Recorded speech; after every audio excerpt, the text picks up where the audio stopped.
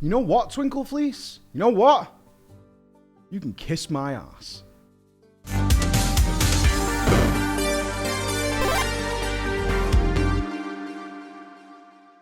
It is complete! The island is done. We are level 10. We are soaring above the skies. And we are having a jolly good time doing it.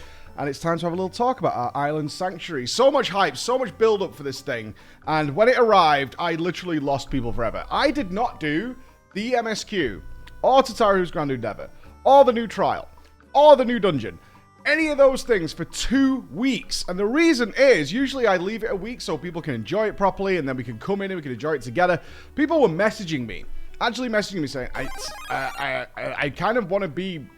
Can we wait a little bit longer? I mean, a lot of messages came into that. Why? The goddamn Island Sanctuary. People buried in there for days upon days upon days, locked inside their island. I was like, God, is this going to be garrisons again? And I've got to admit, I was there too. I was enjoying it. I was doing my daily stuff. I was figuring out how the workshop works and the groove. And then, have you guys seen the spreadsheet? Have you? We'll link it down below and we'll show it on the screen, but goddamn, did the players do exactly what MMO players will always do and min-max the absolute minutia out of this thing. Now, I have not followed the spreadsheet. I was linked to the spreadsheet. I was like, this is just going to suck all the fun out of it for me. For a lot of people, it's really fun to maximize every potential gain you can get, especially if you're trying to get the motorbike mount really early, etc., etc. So you can get those blue boys, those calories flowing in to your camp, but I didn't do that.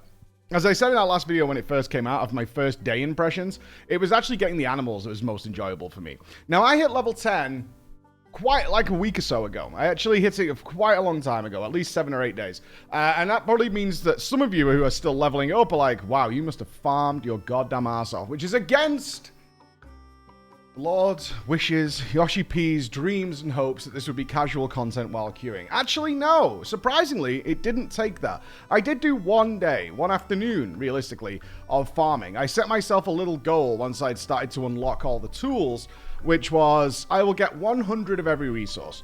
And the reason for that is every time I did get an upgrade, it was like, oh, well, now you need more wood, or you need, whatever, more squids or something. And that was kind of annoying, because it was like, oh, we've hit this milestone. Okay, I've got to go out and get some bits and pieces before I can actually utilize these rewards. And as we know, several things inside the island are time-gated to construct. So I didn't want to be in that position anymore. I just wanted to make sure that, for the most part, if a new thing unlocks for me, I can just make it there and then, unless it requires some brand new resource, in which case I just need to pick that up and not worry about where my vines and things are coming from. So I had one afternoon on a Saturday while my family was away. I cracked on some movies and I just set myself the goal of getting 100 of everything. That was it. And for most of those, they were done in like 10 minutes. There are some really, really good farming spots out in the island where you can just grab it, where you're not after XP. Because the last thing I wanted to do was just grind out experience. That would have been really boring. So then that's what I did. I set myself that goal. I went and got 100 of everything. The only one that was a struggle for me was quartz. And that is because if you get flying, there's a ton of quartz lying around on the very top of the mountains. But for me, getting the quartz from the outside area of the mountain was a little bit of a pain. But I mixed it in with other things and I was chit-chatting with people. And that was easily the longest part of the farming I did. But beyond that, I didn't do anything.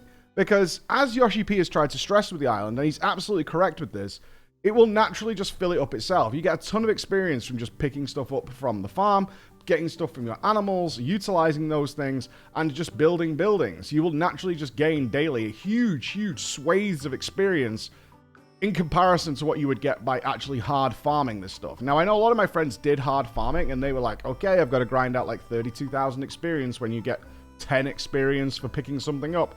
And they went at it. It's like, I need to go 2,000 picks or something to get this experience. I was like, that's not for me. That's not for me. So I let the level 9 to 10 just naturally fill up. I was a little surprised that level 10 just kind of gave you flying.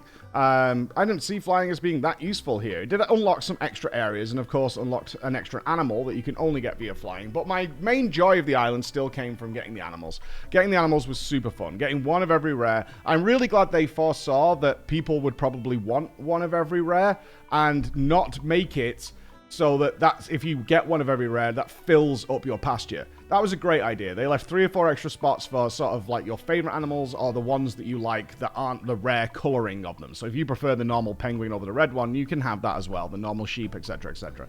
I thought that was a really cool idea, and it was nice to finally get the giant animals roaming around inside there. It looks a little ridiculous next to like the dodo and things like that and the little tiny penguin, but that's part of the fun, part of the ridiculousness of it. So once I reached level 10, I was a little confused as to what to do. I was kind of expecting, I didn't research what happened at level 10.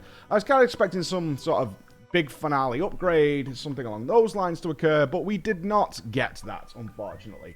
What we got was basically the ability to fly.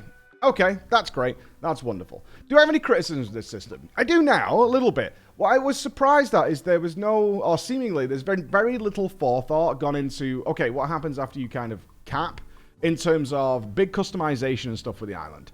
And that's where I thought the meat and veg of this system would be. You've unlocked everything, so you can do everything you want to do on the island once you hit level 10. But now, it kind of just ticks over like a factory. And you can pay your workers. You can pay the mammoths to take care of all the stuff for you, so you don't need to get involved. That's what you can do with it. What you couldn't do is kind of not a housing system. I think this is where we need to draw the line. And this was a big discussion we had, because some people are like, I kind of wish it was like housing. I agree, I wish it was like housing, but separate. Entirely different, and that's kind of what the indication was I got from the announcement of the Island Sanctuary, is that it would be a little on the different side, in that you're not going to get a house, because they do want to somewhat protect the housing system, and the housing system is obviously fraught with issues, particularly for people who want a certain house in a certain area. They want their idyllic home. That's where it gets difficult. There's no real shortage of housing, at least from what I can tell, bouncing around servers. There's plenty of apartment buildings are totally empty. There's empty housing plots in the ward I live in Ishgard. They are there, but they're like free company based, and they're not private yet, and they're changing some of them. But if you go over to Mist or whatever, there's like only 2 apartments being used. So there is housing, but of course the reality is, well, I want the big house on the corner and all that kind of stuff, and that's where it gets really limited and causing those kind of problems. If you just give everybody a free house with all the housing amenities on the island, and literally everybody in the game has a free house, that would kind of diminish and devalue what the current housing system is. And that's not something they obviously want to do. They don't want to do that. But what they could have absolutely done is made it a little different. It's not somewhere that's the same as housing and has the utility of housing, retainers and things like that. What it would do is allow you to customize it, make it something people want to visit. Because in a similar vein to garrisons from World of Warcraft, anybody who played Warlords of Draenor, is they kind of similar in many respects, because you have these plots. It's a kind of similar situation where it's like, okay, you know, some slight differences here and there, but nothing that feels like it was made by you. Nothing for the level of interest and intrigue that you would get from visiting different people's houses. You can't go from one house to the other and see the same thing, and some of them are so dramatically different and creative that it's worth exploring. I've spent several afternoons just visiting people's houses to see how creative people have got, and I was really hoping for something like that in the island. And that may be where they go next. As Yoshi P has said, this is a system that is going to be worked on in the future, and I really hope that's where they go with it, in terms of have fun with it. Create these little tents, shanty towns, tiki bars, whatever it is you want to do. Utilize the bathhouse in some way, the lighthouse in some way, because that was a little mysterious for a lot of people, and probably still is, as to exactly what these extra landmark buildings do. People were looking deep into it until people started cracking the code and how it works with the workshop and things like that, and your groove, all that kind of stuff. But that would be my only criticism, is once I hit level 10, I was like, okay, I kind of just let this tick over until the next content, and if I don't pay these workers, all these animals that I caught and have good memories of and silly names with are going to run away. And then who knows where we'll be left, you know? Who knows where we'll be left. But you can utilize a lot of blue boys to get that done for you. So that was my experience with the Island Sanctuary. And what I'm looking forward to in the next one is, or the next update, is certainly just a little bit more focus on after you fill all those bars up and get the max level, whatever that comes out. Because as MMO players, as we've seen with the Island Sanctuary, they'll consume the hell out of it.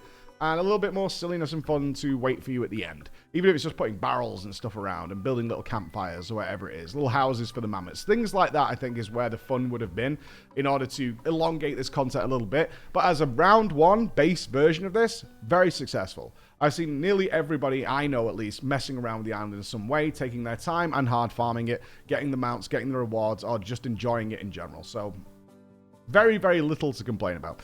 So, I would love to see your thoughts with it. Are you thinking I'm a turbo nerd because I got up there? I don't know. But if you look in the background, actually, We've got a display up. It's only up until Monday, but it is the song, as you can see there, from the end of Endwalker, repainted by our man, Mr. Chris. It's on sale right now.